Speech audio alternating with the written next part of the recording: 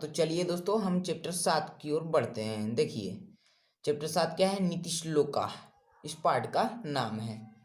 चलिए इसका पहला प्रश्न है कि कैसे पुरुष सभी जगह सुलभ होते हैं। तो आंसर होगा प्रियवादी, यानी प्रियवादी जो पुरुष होते हैं वो सभी जगह सुलभ होते हैं। ठीक है, चलिए दूसरा प्रश्न है नीति श्लोका पाठ किस ग्रंथ से संकलित है। तो इसका आंसर होगा विदुर नीति। ठीक है, नीति श्लोका पाठ जो है विदुर नीति से क्या है, संकलित है, यानी लिया गया है।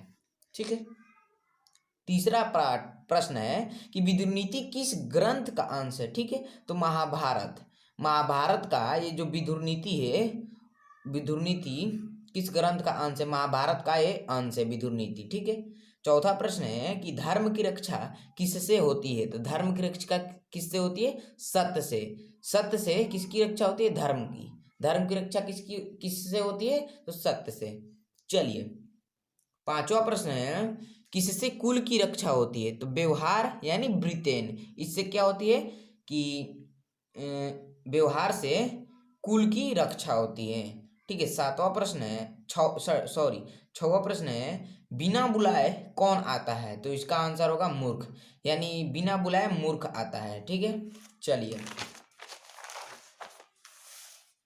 सातवां प्रश्न है कि विनम्रता किसको मारती है। देखिए सातवां प्रश्न है कि विनम्रता किसको मारती है। तो इसका आंसर होगा अपयश। अपयश को क्या मारती है, विनम्रता मारती है। ठीक है, चलिए आठवां प्रश्न है इसका कि कौन परम तृप्ति है। तो विद्या। विद्या क्या है, परम तृप्ति है।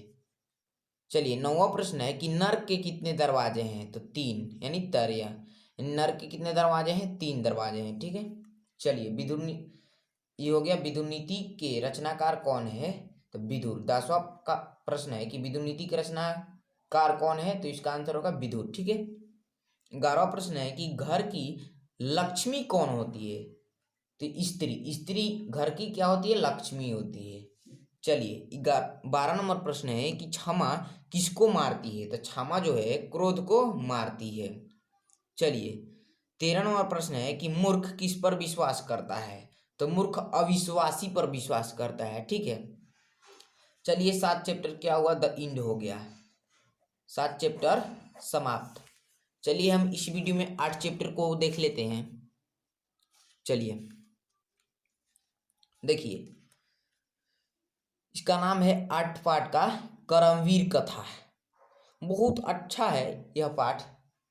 चलिए इसका पहला प्रश्न देखते हैं कि किस गांव में गरीब लोग रहते थे। तो इसका आंसर होगा भिखनटोला।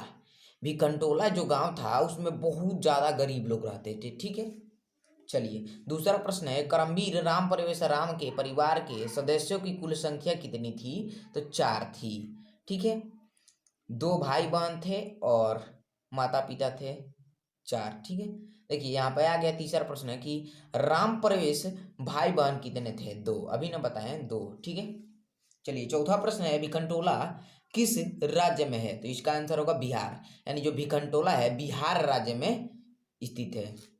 पांचवा प्रश्न है उद्योगी पुरुष क्या प्राप्त करता है। तो इसका आंसर होगा शिक्षा। उद्योगी पुरुष शिक्षा प्राप्त करता है। छठवां प्रश्न है राम परवेश किस परीक्षा में उन्नत स्थान प्राप्त किया था। स्नातक परीक्षा में राम परवेश ने उन्नत स्थान प्राप्त किया था, यानी प्रथम स्थान प्राप्त किया था। अब है 7वां प्रश्न कि राम परवेश ने स्नातक परीक्षा में कौन सा स्थान प्राप्त किया था। इसका आंसर होगा प्रथम, यानी राम परवेश ने स्नातक परीक्षा में प्रथम स्थान प्राप्त किया था। ठीक है, चलिए 8वां प्रश्न है जीवन की परम गति किसे माना गया है। तो इसका आंसर होगा शिक्षा, यानी जीवन की परम गति शिक्षा को माना गया है। ठीक है, चलिए इसी प्रकार हम अगला प्रश्न देखते हैं। चलिए 9वां प्रश्न है कि करमवीर कौन था। तो करमवीर राम परवेश राम था। ठीक है, 10वां प्रश्न है करमवीर राम परवेश कहाँ उन्नत स्थान को प्राप्त किया।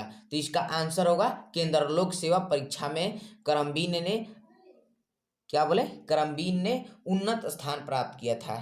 तो एक ही वीडियो में मैंने फिर से एंड कर दिया। चैप्टर 7 और चैप्टर 8। तो वीडियो अच्छा लगे तो वीडियो को लाइक कीजिए, कमेंट कीजिए, अपने दोस्तों में शेयर कीजिए, चैनल पर नए हैं तो चैनल को सब्सक्राइब कर लीजिए। थैंक यू, जय हिंद, जय भारत।